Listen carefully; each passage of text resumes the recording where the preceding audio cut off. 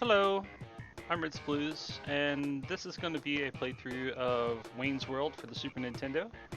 Um, it's an action platformer, kind of run and gun style game. Pretty bad level design, lots of lag, absolutely no useful glitches, definitely some very useless glitches or flaws that make things worse.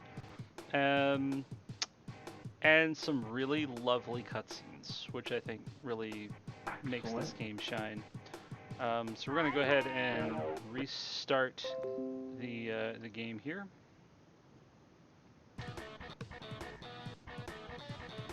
And we're going to get started in 3, 2, 1, go.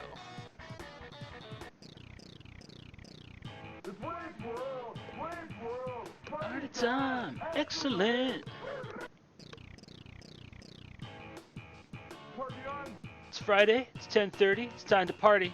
I'm your excellent host, Wayne Campbell, and this is Garth. Party on, Wayne. Party on, Garth. And now, it's time for an extreme close-up.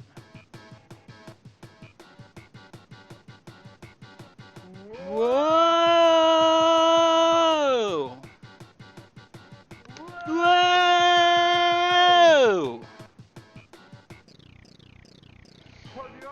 Okay, now we're going to present the top 10 worst video games we played at Noah's Arcade earlier this week. 10, Regarding Henry the video game. 9, Bix World of Goop. 8, Adventures of the Potato People. Where's Our Stuff? 7, Toxic Timmy the Nuclear Knob. 6, Sputnik the Bull Weevil. I thought Sputnik was kinda cool. Not. 5, Gord's Fun Time Checkers. 4, Supersonic the Lime Tick. 3, Toxic Timmy 2, I'll Waste You All. 2, Slob and Goober. And our number 1 worst video game this week is Xantar the Gelatinous Cube. It really sucked. It was pale. It was bucket. Yeah, we were just playing a game of Xantar, saving some medieval villages, and then kaboom! There was a loud explosion and a flash of blinding light. Suddenly, Garth and I were pulled inside the video game world by a mysterious and unknown force. Yeah, and it felt really oogie too, just like the Twilight Zone. It was enough to make me want to spew. Anyway, we digress. We were standing around inside this video game when suddenly this pulsating purple appendage grabs Garth and takes him away. It was creepy. There I was, alone in the twisted video game reality of Kramer's music store. My head was the size as the mirth reveal, and Garth was gone.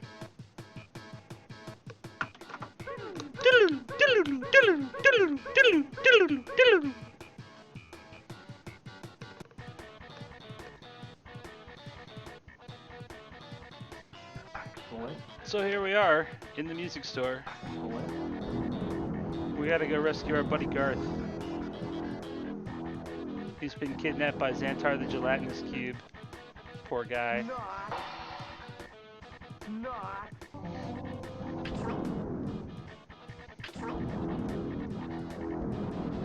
So in this game, anytime you take damage, you lose one of your thumbs ups. So you want to be kind of careful as you progress to conserve health wherever possible. In the marathon, I'd probably take things just a little slower than I normally would, just to make sure that I can make it through the levels, because one of the most punishing things in the game is death, which is unfortunate.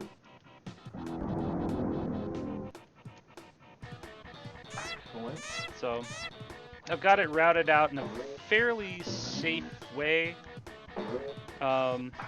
And I will include a little bit of extra health, even though it'll cost a little bit of time. But this will help ensure that I don't die as I play the game, because death can cost like several minutes, depending on how much time I spend trying not to die.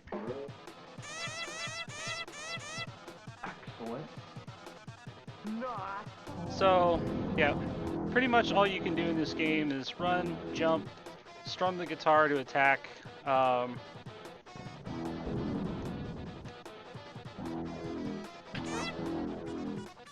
And then every once in a while you can use an attack with a special item you can pick up. The up arrow allows you to, well, I'll demonstrate it later when I need it, but needless to say, it's useful for getting through. At the end of the stage, we want to have at least 2 health, because sometimes this cutscene will kill you, or at least deal 1 damage, which is enough to kill you. If you, like, stand in the wrong spot, you get hit by who knows what. On the last stage of the game, it's almost a guarantee that you're going to get hit after the final boss. So, beating the final boss with 1 hit point is just as good as dying. Oops. Oh well.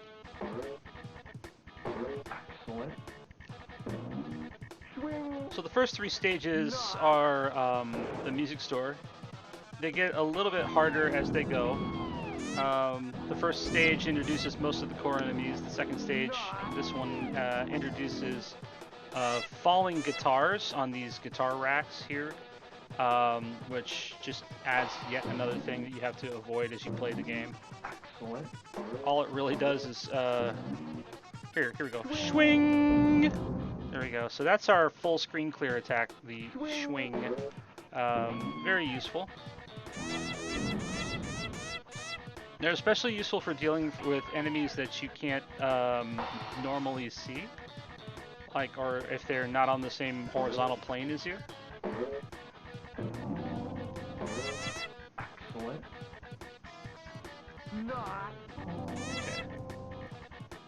Almost done here.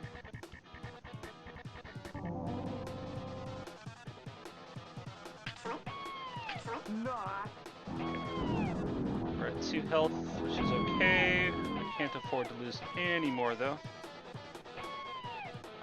There we go. There's some safety health.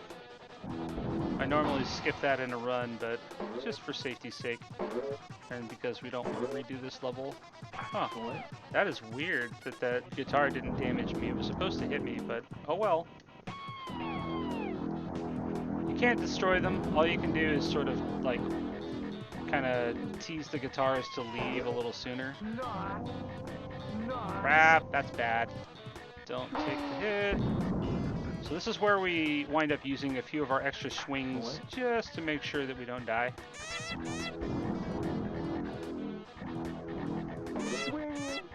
It's kind of useful for that particular detail. Once again, we can use them to clear the screen from all the kazoos as well. If those are threatening to hit us, that's particularly bad. So, but I think we're good here. That finishes stage 2.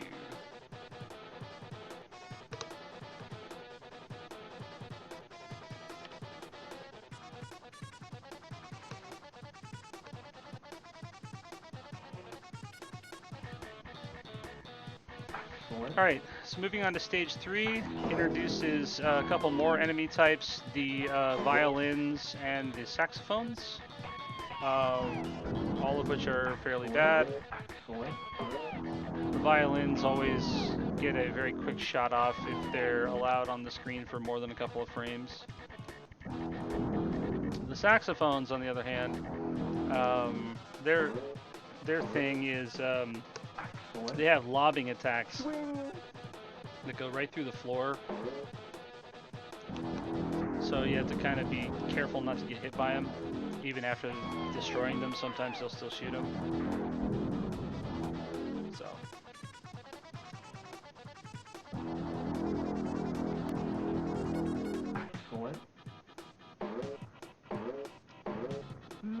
Ooh, still hit me. I'll have to remember not to do that. I'm trying to save a little time there, but that's okay. So here's another great example of a good place to use the swing. Swing gives you a few iframes, which, you know, is helpful for when you're kind of cornered and you're going to get hit by something no matter what you do. If you time it right, you can basically block 1 missile from hitting you.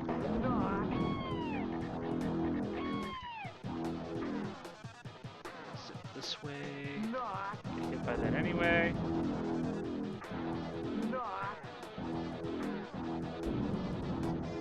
Okay. Take the top route to avoid the guitars. Get hit by the violin anyway. we're decent on health right now. Go right at this point. This place is a big maze, and sometimes at the end of these pathways, there's nothing of particular use. Sometimes there's power-ups and health, and sometimes there's not. Like that direction that I was just going in and turned around at the last second. Behind the saxophone, there's a little more health, but I'm okay on health right now, so I don't need to risk it. I'm actually more likely to lose health trying to fight a saxophone than I am just ignoring it. So, but we're pretty much at the end of the stage now. So, just this last tower of drums and bongos, and we're good to go. Alright, and that ends stage 3.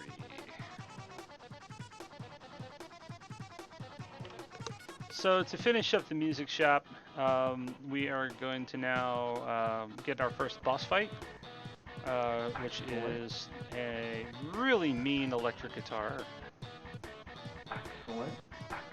Thankfully, we've got some rapid fire and a little bit of extra health to help us out.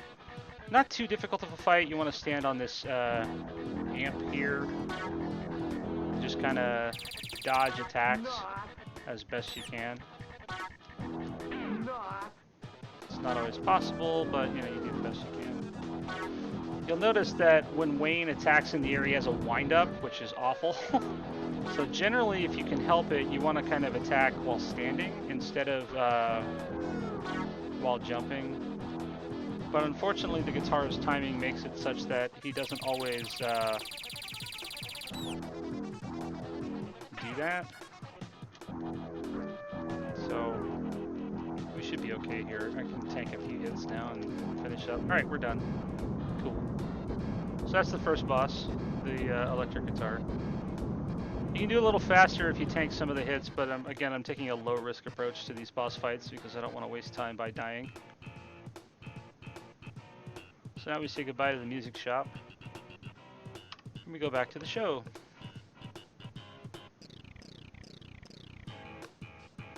Party on!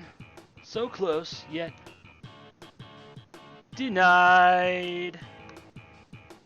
Yeah, but you sure wailed against that guitar monster. I truly laid down some excellent riffs. But the purple thing still got me. Overall, I thought the bagpipes suck haggis, and the kazoos were my dweebiest of my many adversaries. Well then, what took you so long to find me? Because you're a dweeb. Yeah? Well, you're dweeb-esque. You're majorly dweebish. You're in the style of the dweeb. You're a dweebathon. You're dweeb-like. You're a dweeberama. You have simulated dweeb look. You're a dweeboid. You're a dweeb-bed. You're a dweebtician. You're be dweebed. You're dweeb squared. You're dweebticious. You're dweeb infinity. You're just dweeby.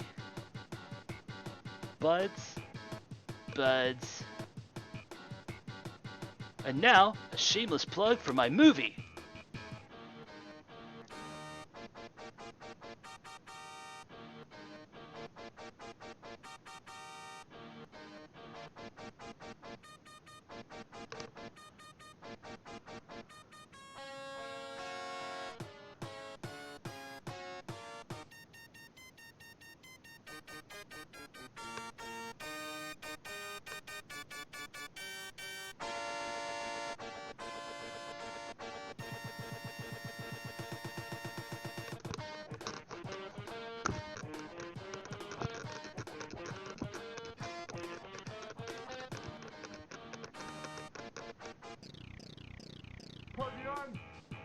I was moved by those dramatic dark screen pauses. Thank you, Garth. Now let's get back to our story. Garth was snatched away before our very eyes. I felt alone and demoralized. I was a one man, facing a sticky terror of purple tyranny. It was a perfect time to contemplate life over a mound of sugar pucks and coffee over Merle's donuts. Or so I thought.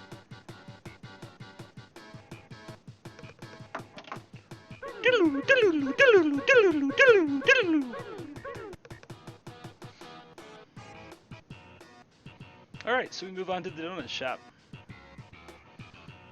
Unlike the music store, the donut shop doesn't really have like those really annoying electric barriers that make the level so dangerous. In addition, it has better power-ups, including the 11, which is really good. The 11 gives us pretty much the same damage area that the whammy bar did, but without the difficulty to aim. Unfortunately, I missed the wall there, so we're going to take a slightly longer path to get around here, but it'll be okay. We're still going to take the low route here. Dodge a few sugar cubes. Still get hit by that, but that's okay. Now we should be back on track. Excellent. So the 11's nice. It's the most damaging primary attack in the game. Excellent. It does feel a little bit slow. Excellent.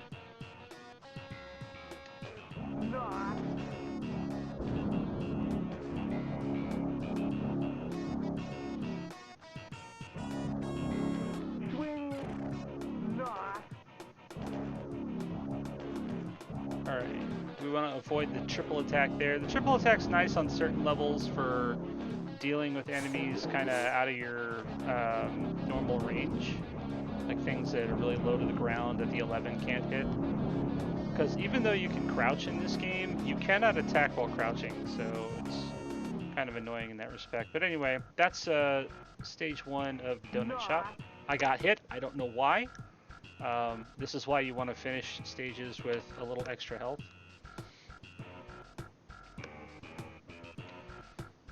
Donut Shop is also quite a bit shorter because this is the last level before the boss. So we kind of want to fake these guys out by turning the other direction every once in a while. Come on, donut guy. Oh, he still hit me. Lame. We're still gonna skip the health here.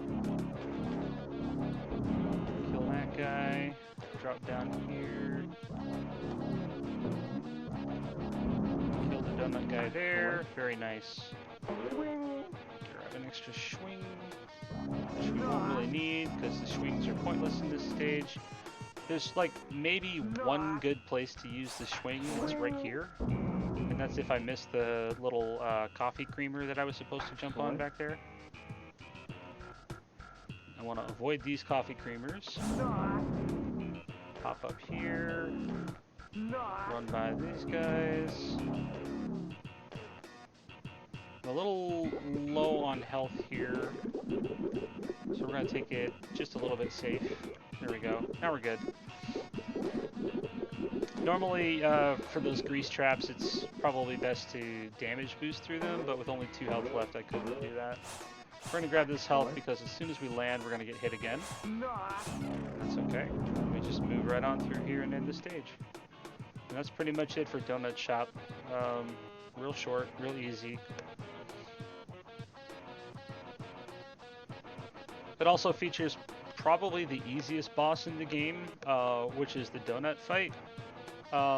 It's kind of challenging in the respect that it's a lot harder to dodge the attacks compared to the guitar. But if you can come in here with the 11 and not pick up that amp right there, it actually makes your attack weaker picking up the amp. You come over here and we can pretty much one cycle the boss.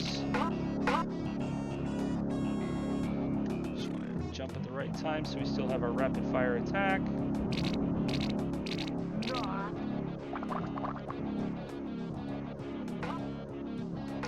Just do a few jump attacks here. Don't really worry about if we take damage. And that's it. He's dead. That's a one cycle. He was about to do the, it basically starts the second cycle as he dies. So.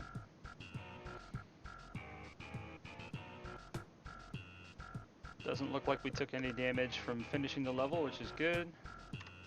And there we go. Donut fight is done. Back to the show. Party on! I'm glad you wasted that giant day-old donut. It was a donut dweeb. Yeah, I thought it was gonna spew all over me. I'll never look at sugar pucks the same way again. I thought it looked scary. You were really teeny, kinda like Honey, I Shrunk the Wayne. And now, for another stupendous scene from my excellent movie. Watch for a cameo appearance.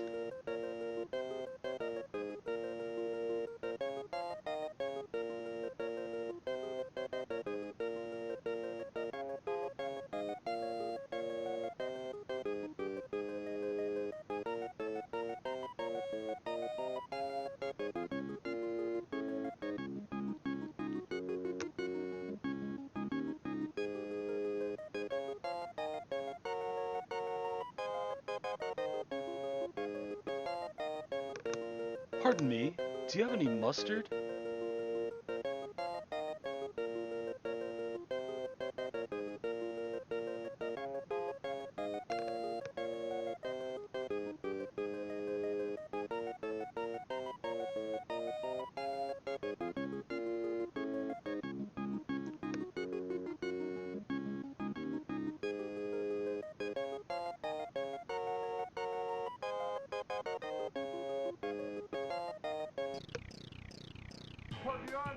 I thought your performance had Oscar potential.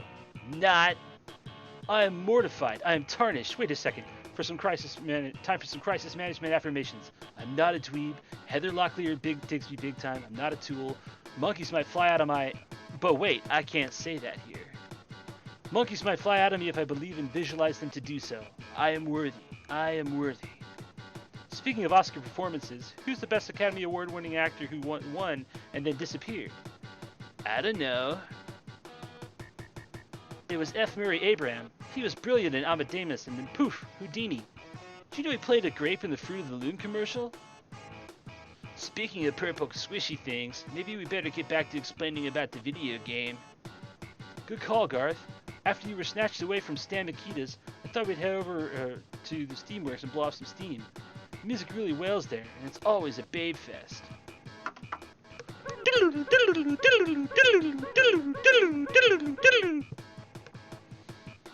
So yeah, they might have avoided directly ripping off lines from the movie and do a little bit of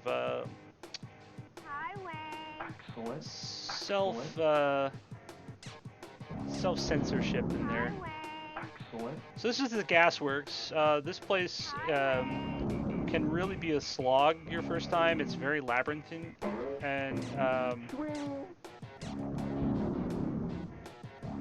on top of that, some of the obstacles in the level are quite difficult to circumvent. So you're gonna see like these dartboards, for example, the flame jets are all quite tricky to deal with.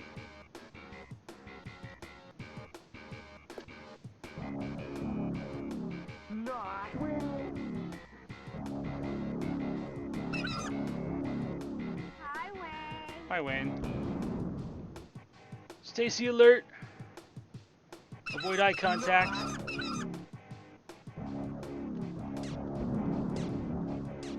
Alright, we're good here. Dodge that flame jet, come over here. Bounce up to that difficult platform. That's hard to find the first time, by the way. We want to land right over here and grab this. Lovely sounding attack here. This is the homing attack, and our objective now is to keep this ability for the rest of the stage until we get to the boss. This will help save like about 15 seconds on fighting the boss. So let's see, we're gonna grab that real quick. And then bounce over here.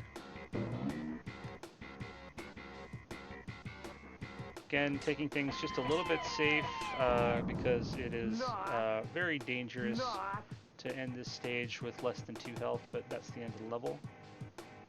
So there we go. Yep, see? We got hit there. I don't know what hit me, but if I had 1 health and that had hit me, it would have killed me. So that's why we always want to try and stay at least 2 health. Alright, Gasworks 2. So here, the thing I'm most concerned about more than anything else is making absolutely sure that I don't lose this Seeker attack by jumping into other types of attacks. There are a couple of others scattered around the map, but this is the only one that's like directly on route. So we just want to be kind of careful about it.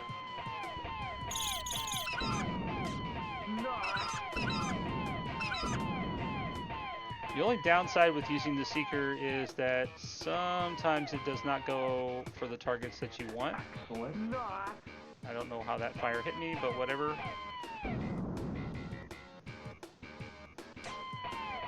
It is what it is. Hi, Wayne.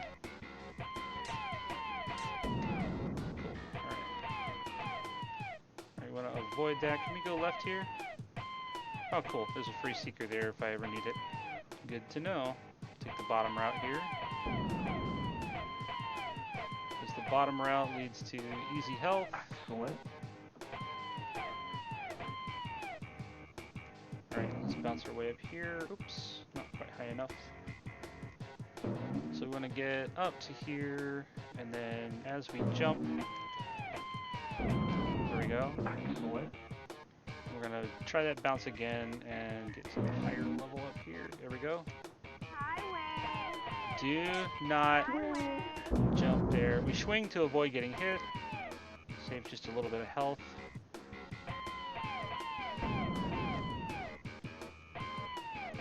Start making our way down.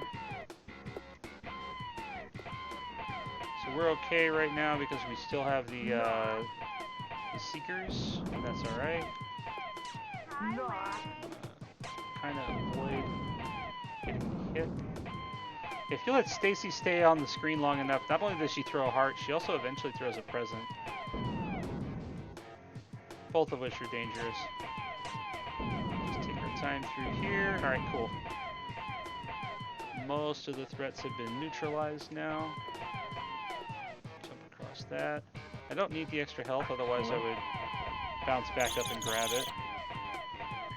Grabbing the F, I don't know what F or A mean. I know A makes your attacks go a little bit faster, but you still have to tap the button to do it. F is auto fire.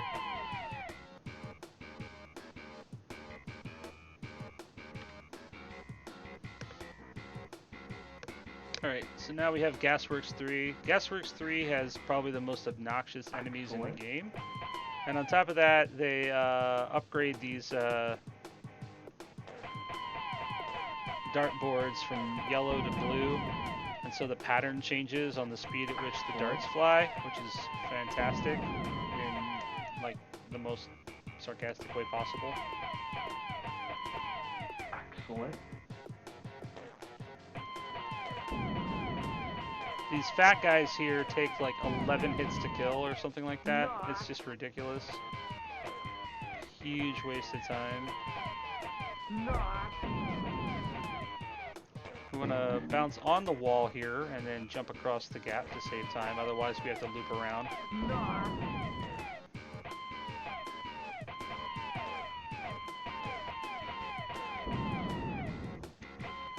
This is another stage where gathering swings can be kind of helpful.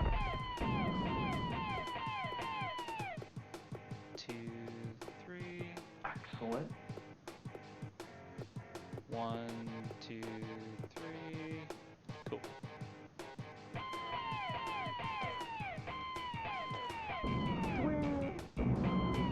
Using the swings can be helpful for taking out the big guys a little bit faster. You can hit them with a couple of hits and then pop a swing and they'll go away a lot faster than just waiting to get other attacks off. So now we need to start our climb. Excellent. So this this is another part where having the Seeker attack is very helpful. We want to keep it and not grab that. Have to bounce in just the right way, otherwise you have no choice but to grab that triple attack, which is really bad. Because if I do that, I'll have to go out of my way to find more Seekers. And we don't want Seekers. Excellent. Okay, I'm gonna hop this way, bounce up here, and then we're gonna go to the left. Because this is the fastest way up Excellent. the stage. So now we're on the top level of the stage.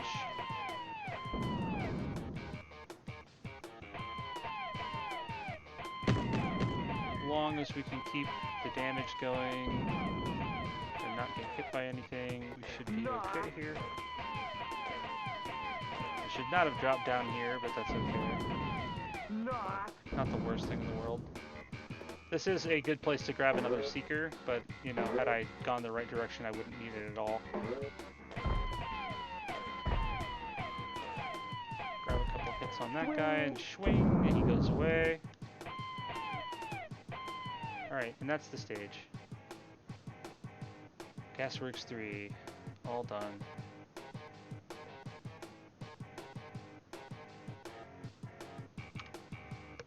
So now we move on to probably one of the most random fights in the game, which is mercifully made a lot easier if you have the auto fire, which I have right now. But I do not want that at all.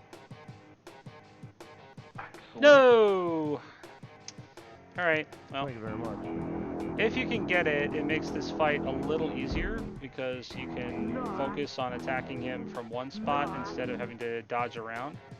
Thank you very much. Thank you very much.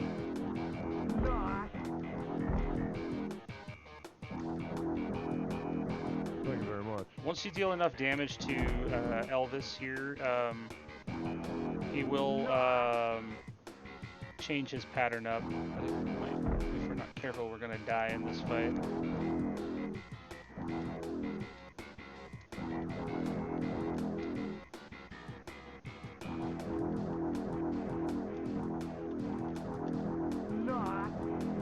Easy does it. Don't die. Alright, he's dead, but I can still die if I'm not careful, so I need to be really careful. Wait for him to disappear. Okay, well hopefully I won't die because I can't move anymore.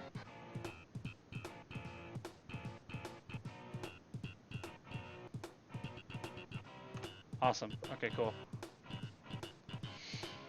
Alright. Party on! The king is toast. Long live the king. That wasn't even the real Elvis. I saw the real Elvis picking chicken bones from the dumpster behind my dad's convenience store last Tuesday. I stand corrected. Speaking of Beeve Algar, here's the top 10 things Beeve says. Hey kids, buy something or leave. Are you going to buy that magazine or read it? Either you use into your pockets or banned from the store. Shouldn't you kids be in class? Eat your junk food outside the store. Are you going to buy that magazine? This isn't the library. Wayne's the coolest guy in the world. All the chicks dig Wayne big time. I wish I could be as cool as Wayne. Hi, my name is Beeve and I'm a dweeb. Now, here's another excellent scene from my movie. Am I in the scene? Shit, alright. And monkeys might fly out of me.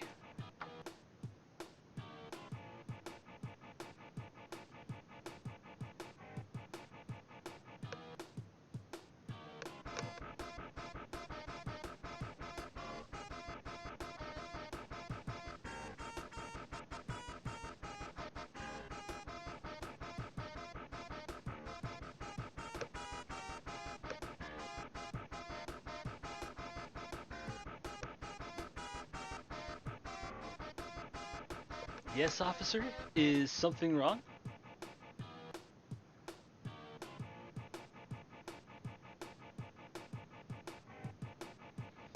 Have you seen this boy?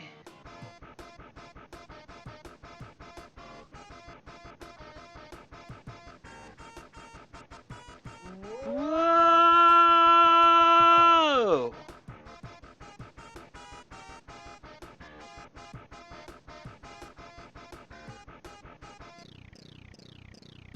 Party on! You were really scared in that scene, weren't you? No way! Way. No way. Way. No way. Besides, you were practically blowing chunks when we were inside that video game. Remember when that purple blob sucked you into psychotic suburbia? You were ready to hurl. No way. Way. No way. Way. No way.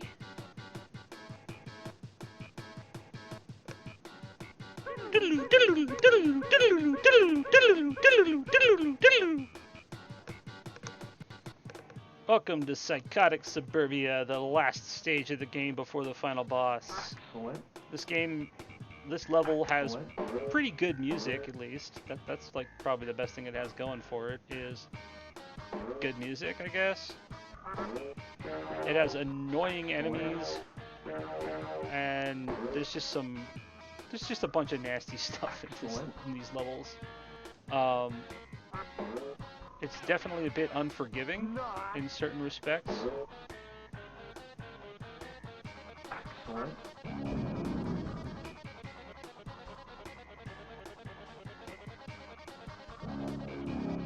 It is also kind of a labyrinth. A lot of the enemies in the level are all like things that are inanimate objects, are useful for platforms, but at the same time are a fairly obnoxious trap. The mailboxes themselves are probably the worst thing.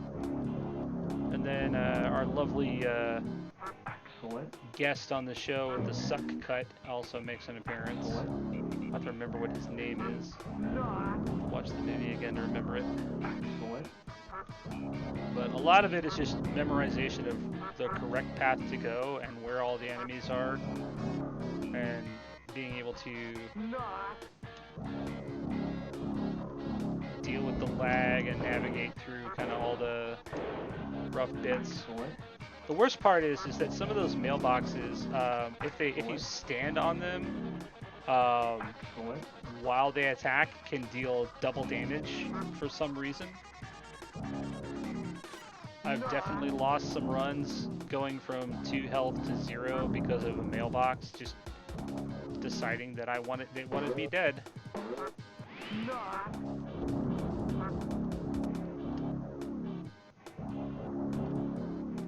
Excellent.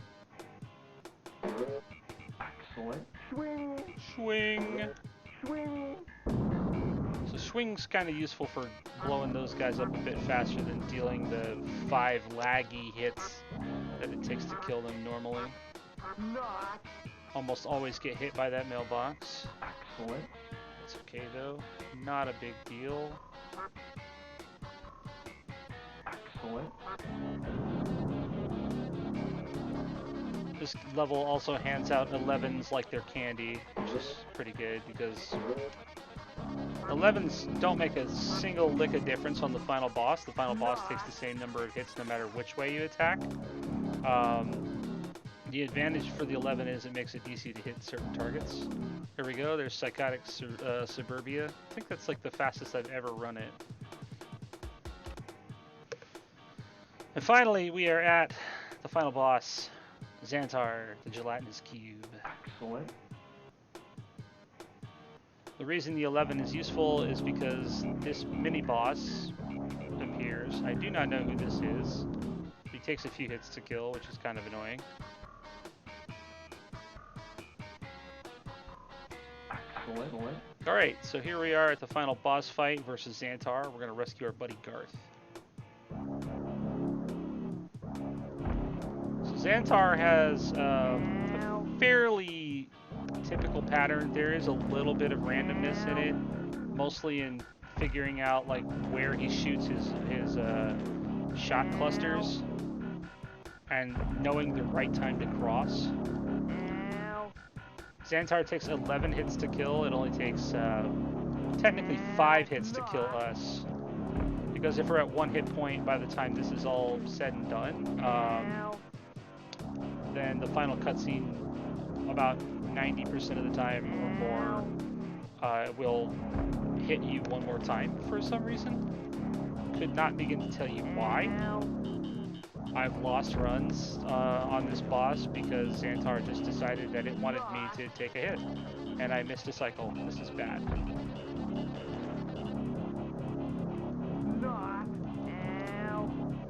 Alright, this might be a little tight. I think we're okay. It does mean that Xantar is going to attack from the other side, though, at the end. So who knows? Ooh, 2 hits. I think we're dead. I think that's what we are. I think we're dead here. We're gonna find out. Alright, so he's not worthy. And he did not kill me. It's a miracle. Alright, so that's time. So 40-21, but we still have the final cutscene. He shoots, he scores! I really smoked that purple dweeb. Yeah, I'm glad you got me out of there. It was like I was inside a giant bowl of grape jello. It was real hot and sticky too. I felt bad. Turns out that Xantar the gelatinous cube had come alive inside the video game machine. I guess it sucked us inside to keep us from winning the game and pursuing our geopolitical goals of world peace and stabilized international currency market. We're never playing video games again! Unless we're in it. Enough said. The only thing missing in this game were some babes. This game was a no babe fest. Here's the top 10 babes we would have liked to have seen in the game. 10. Julia Roberts. Major Lippage. 9. Elle McPherson. She's a McBabe. She's a McFox. McSwing. 8. Josephine Baker. Josephine Baker was a babe in the 20s who, although a victim of the prevailing social mores of her native United States, became a toast of Paris, known primarily for her exotic banana dance. 7. Betty Rubble from the Flintstones. Even though she's a cartoon, she's still a fox. Bam bam. 6. Farrah Fawcett.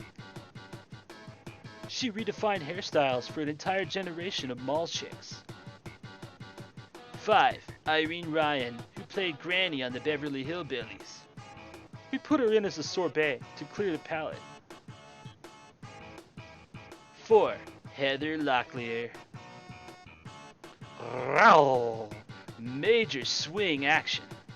And if I may be so bold, number 3 on the list should be Garth's mom. I'm sorry, I know she's your mom, but she's a babe. Swing! Ew, cut it out. Number 2 is Kim Basinger.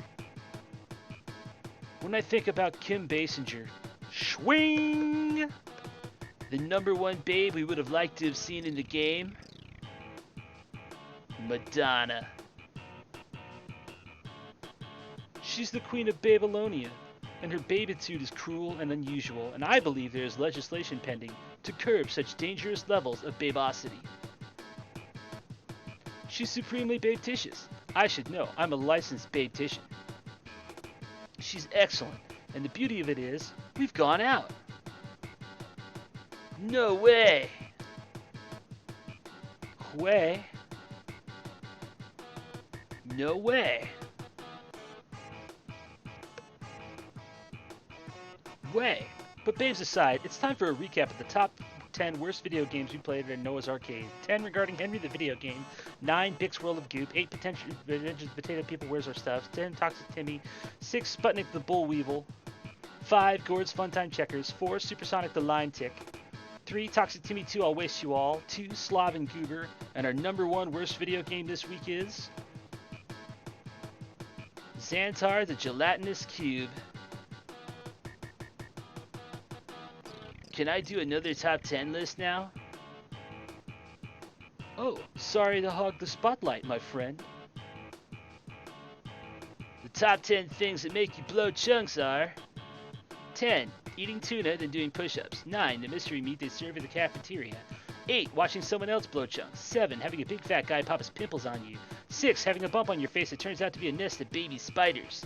5. The safety films they show in Metal Shop. 4. Disco music. 3. Man's inhumanity to man. 2. Eating the mystery meat, then doing push-ups. And then number 1, beef, because he's such a dweeb. Well, we're out of memory now. We hope you enjoyed our game. Be careful next time you're at the arcade. What happened to us could happen to you. Way, we're serious. Ha! Fished in. Sign of the fish. Get the net. Fish you right in.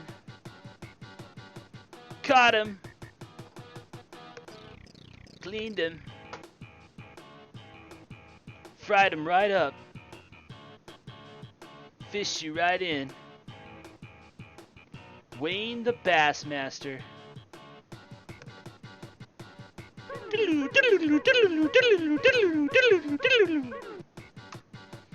And that is Wayne's World for the Super Nintendo. I hope you enjoyed it. I hope the cutscenes were worthwhile. I hope you find this game to be a fairly successful, awful game for the Big Bad Game-a-thon. So I hope for your consideration that you'll choose it. Thank you for watching.